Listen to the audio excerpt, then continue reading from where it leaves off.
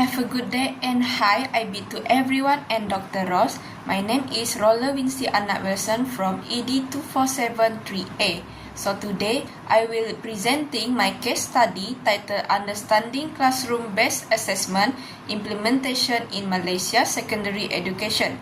So, this presentation focuses on how classroom-based assessment or CBA is implemented in real classroom settings, particularly from teachers' perspective. So, this study investigates the real-world implementation of CBA in schools, the obstacles encountered by teachers and students, and ways to strengthen support system. This study addressed several important research gaps. Firstly, there is limited understanding of how CBA is adapted in real classrooms, especially for language subjects, multilingual learners, and schools with limited resources. Secondly, students' experience, engagement, and attitude towards CBA are often overlooked. And lastly, this study highlights how teachers exercise professional judgment when adapting CBA practice based on classroom context, infrastructure, and student diversity. So, my case study has 3 research objectives and 3 research questions. Before doing the case study, there are 5 previous studies were reviewed to support my research. So the first article is exploring the implementation of classroom-based assessment in Malaysian secondary schools, which is alignment with policy and teacher practice. So for my second literature review, my article is about implementation of classroom-based assessment in Malaysia. And while for my third literature review, my article is about evaluating teachers' pedagogical content knowledge in implementing classroom-based assessment, which a case study among ESL secondary school teachers in Selangor, Malaysia. For my fourth literature review, my article is about formative assessment in rating in CEFR aligned secondary curriculum, which Malaysia teachers practice and believe. And last but not least, my literature review is about implementation of classroom-based assessment in Malaysia. Overall, the literature shows that although teachers generally understand CBA policies, many struggles with actual implementation due to exam-oriented culture, administrative workload, lack of training, and limited confidence. And some studies also found that teachers use a variety of formative assessment methods but face difficulties aligning assessment with CEFR standards and classroom realities. So, these findings highlight the need for more practical training, structured framework, and continuous professional support. This study is supported by 3 main learning theories, which is firstly Vygotsky's socio-cultural theory, which particularly the zone of proximal development, which emphasizes scaffolding and guided learning. The second one is Bandura's socio-cognitive theory, which emphasizes observational learning, motivation, and self-efficacy. And last but not least is Piaget's theory of cognitive development, which highlights the importance of developmentally appropriate learning experience. So together, these theories support the use of continuous, formative, and learner-centered assessment in CBA. Now, let's move on to the methodology. So, this study used a qualitative research design where data were collected through semi-structured interviews conducted online via Zoom. The interview responses were transcribed and analyzed using thematic analysis to identify key themes related to CBA implementation. There were 2 participants in this study, which the first participant is Ms. Sonorita Nani Anajequez, a veteran teacher with 9 years of teaching experience at SMK Kapit and teach history and English, while my second participant is Ms. Haizatun Hanisah binti Muhammad Zulkafli, a novice teacher with 3 years of experience at SMK Tun Abdul Razak and teaching in English. The interview question focused on 3 main areas, and this includes how teachers plan and implement CBA, how well their practice align with Ministry of Education guidelines, and the challenges they face in implementing CBA, including training, time constraints, and support system. Based on my findings, Both teachers share several similarities in their responses. They both use formative and summative assessment and emphasize holistic learning. They also adapt assessment according to students' proficiency levels and continuously align their practice with CBA guidelines. And lastly, both teachers agreed that administrative workload limits their time for lesson planning, but effective time management can help address this issue. Selain daripada itu, tugasan pentadbiran yang banyak juga mengurangkan masa saya untuk merancang dan melaksanakan pentasan secara optimum. Tapi kita akan secuba sedaya upayalah untuk melaksanakan PBD sesuai dari masa ke semasa. Primary school, mestilah teaching aid kita mesti macam seronok kan? And more to like hands-on or games. But if the teachers are busy with the admin work, they might not have time to actually prepare all the games. Tak semuanya online, tak semua sekolah capaian internet dia kuat. So sometimes we have to use physical stuff. So I think, if possible, kementerian kurangkan kerja macam admin untuk cikgu-cikgu lah. However, there were also notable differences between the two teachers. As you can see here, Miss Norita used feedback through assessment data by observing during activities in the classroom from time to time. And she also gave no rewards given to the students. Compared to Miss Hanisa, she asked subject teachers for feedback on students. Also, she gave instant rewards such as sugar cubes or merit points for academic performance, responsibility, behavior, and moral values. For professional development experience, Ms. Norita actively attends workshops, courses, and district-level guidance such as SISC+. But Ms. Hanisa has not attended any CBA training since joining the service. For the challenges when implementing CBA, Ms. Norita stated that she has limited time to record assessment evidence. Also, the large class size makes it difficult to focus on each individual. And lastly, she stated that she has a lack of resources and support. Meanwhile, for Ms. Hanisa, the challenges when implementing CBA is that the student attendance and students' participation. Also, the assessment might not be accurate as students can cheat or copy friends' answers.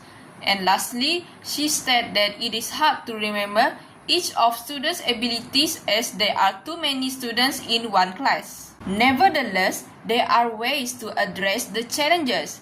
Ms. Norita said that she used technology to record the assessment. Also, she shared best practices with other teachers, and she also seek information and training herself. And the classroom assessment is assessed periodically and not simultaneously, so there are no problem with large class size anymore. And for Ms. Hanisa, she said that every teacher always go to the meeting or going for the course. So in order to replace the class, she always do a Google Meet session or do an online quiz to monitor her student progress. For the types of professional support, training, or resources that help to improve the implementation of CBA, Ms. Norita suggests that she needs more practical training and more digital resources to record and analyze assessment data easily. She also suggests that the schools should conduct best practice sharing sessions between the teachers to share more about experience and the challenges about the implementation of CBA. Meanwhile, for Ms. Hanisa, she said that she used a lot of teaching aids, whether it is for offline or online. For the offline, she used newspapers or old magazines that have articles so that the students can use dictionary to find the new words and know the meaning of the word. And for the online session, she used Kahoot, quizzes, platform or games, and used spin the wheel or horse race to make the learning session more fun and more engaging. For the last criteria, which is how can Ministry of Education or school administrators provide better support to strengthen assessment literacy, Ms. Norita suggests that MOE can provide more quality training and reduce the administrative burden of teachers. Also, they should provide standardized assessment resources and build a professional learning community for teachers to share experience and challenges. For Ms. Hanisa, she said that the MOE should fix the internet in school area because their school area has a really bad internet. Now, let's move on to main findings from thematic analysis. Starting with research question 1, which focus on how CBA is implemented in classrooms, the finding shows that teachers practice systematic planning of classroom assessment, where assessments are carefully planned based on learning objectives. CBA is also continuous and skill-focused, meaning assessment is carried out throughout the learning process rather than at one point in time. Teachers also use varied assessment methods and activities such as observation, quizzes, group work, and performance-based tasks. Also, assessment data is actively used to support student learning and not just to assign grades. The finding also highlight the use of authentic and performance-based assessment, where students demonstrate real skills rather than memorizing content. Teachers also adapt assessment based on learner differences, especially for students with different proficiency level. And student progress is monitored over time, which allow teachers to track improvement. And finally, teachers use feedback and engage in collaborative decision-making, including motivational feedback and reinforcement to encourage student participation. Moving on to research question 2, which examines alignment with policy and curriculum guidelines, the findings show that teachers are generally familiar with the national curriculum and CBA guidelines, particularly the DSKP and MOE documents. There is also a clear alignment between assessment practice and MOE guidelines as teachers attempt to implement continuous and holistic assessment. However, challenges still exist when implementing CBA across different subjects, especially language subjects that require subjective judgment. Overall, CBA practice reflects the holistic and continuous nature of CBA, where academic, behavioral, and social aspects are assessed together. For research question 3, the finding highlights several key challenges faced by the teachers. One major challenge is time constraints and heavy workload, mainly due to administrative tasks. Another challenge is large class size and student diversity, which make individual assessment more difficult. Teachers also face issues related to student attendance, participation, and assessment accuracy, such as copy other students' answers. So, to overcome these challenges, teachers use digital tools for engagement, including online quizzes and virtual platforms. They also supply various strategies to overcome CBA challenges, such as flexible assessment method and peer collaboration. However, the findings clearly indicate a strong need for institutional and infrastructure support, including reliable internet access. Lastly, there is a need for professional development and improved assessment literacy to help teachers implement CBA more effectively. Next, for this slide, I'm going to share the findings from the data analysis and discussion supported by previous studies and learning theories. First, I will talk about the planning and implementation of CBA, and from the findings, teachers usually plan their assessment based on the DSKP curriculum and assessment standard. This helps make sure what they assess is aligned with what students are supposed to learn. However, Raza et al. State that studies show that the teacher training needs to be more connected to real classroom situations so the teachers can apply CBA more effectively. Research also highlights that good CBA planning means aligning learning objectives with assessment tasks so the outcomes are clear and meaningful. This is according what to Muhammad et al. Said. And this kind of planning also helps support students' learning step by step, especially within their zone of proximal development. Next is the type of assessment method and activity. For example, both teachers use various activities like question and answer, group work, or individual assignment. Other than that, Muhammad et al. State that diverse assessment practice support holistic learning and authentic assessment, reflecting Malaysian studies on CBA implementation. This is aligned with Bandura, which is psychomotor, where project reinforce skill via modeling or social learning. Last but not least, according to Yusof et al., she agreed that this type of assessment method, use of peer tasks, digital tools, shows student-centered approach. For the feedback and use of assessment result, one of the teacher also provide assessment instruments such as observation sheets, checklists, and rubrics. While for the other teacher, she give insert rewards such as sugar cube or merit point for good quiz performance. This aligns with Bandura's theory, where positive reinforcement motivates students and boosts self-efficacy.